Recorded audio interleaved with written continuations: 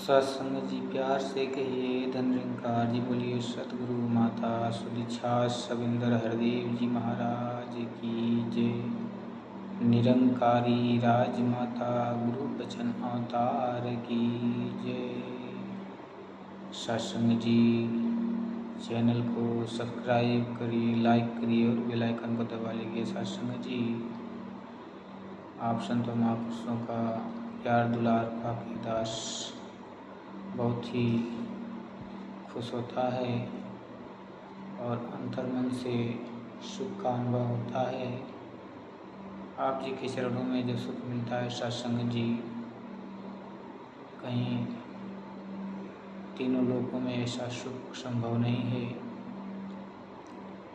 सत्संग जी को विचार रखेगा तो आशाएं जी प्रवान करिएगा। जो भी त्रुटियाँ हों अपने चरणों का बालक समझ के बख्श लीजिएगा। सत्संग जी ब्रह्म ज्ञान लेने के बाद जीवन में क्या बदलाव होता है, क्या क्या क्रांति होती है। सत्संग जी ब्रह्म ज्ञान की दात जब मिलती है तो जीवन में बहुत सारे भ्रम भुलेखे जो होते हैं इंसान के, कि इस दिन को ये कार्य नहीं करना है, इस दिन को बाल नहीं काटना है, इस दिन को इधर नहीं जाना है। तमाम ऐसे ज्ञान से पहले बंधन थे सत्संग जी, जिसके कारण इंसान 7 दिन के अंदर कोई खास दिन ही चुनता था, चाहे वो कहीं जाना हो, कुछ करना हो। लेकिन सत्संग जी जब से इस ब्रह्म ज्ञान की दात मिली सत्संग जी, तब से सारे दिन एक समान हो गए। पूरा दिन सप्ताह का परमात्मा का ही बनाया है।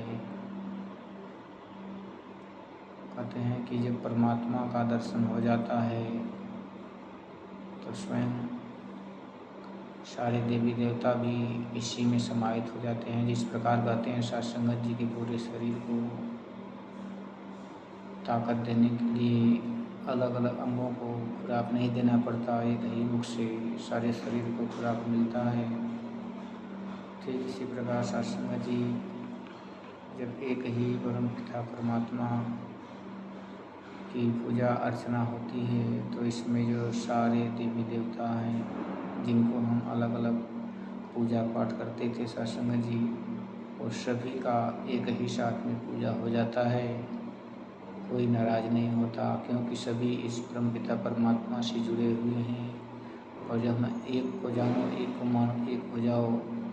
कहते हैं कि जमी से जमा तक समस्त एक ज्योति है, न घाट है न बाट है, न घाट बाट होत है। सत्संग जी ये परमात्मा पाताल से आकाश तक ऐसे फैला हुआ है जैसे इंसान के किसी पानी के अंदर डूबा हो तो उसके चारों तरफ पानी, ऊपर नीचे दाएं बाएं सब तरफ पानी हो। इस प्रकार परमात्मा हमारे अंग संग हर तरफ मौजूद है, हमें कहीं जाने की ज़रूरत नहीं होती। जिस प्रकार कहते हैं कि कस्तूरी कुंडल बटे बसै मृग ढूंढे बन माय, ऐसे घट घट राम है दुनिया देखो ना। देखने की नज़र जब सदगुरु देता है तब ये नज़र आता है, अन्यथा अपनी बुद्धि विवेक से इंसान कितना भी उम्र लगा दे, कितना जन्म गंवा दे, इसको नहीं पा सकता।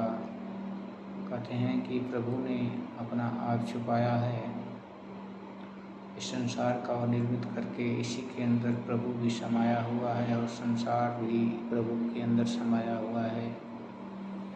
जब अलग अलग विस्तार से परमात्मा का ज्ञान मिलता है तब सतगुरु संसार को अलग करके परमात्मा को अलग करके दिखा देते हैं कि ये है परमात्मा और ये है संसार।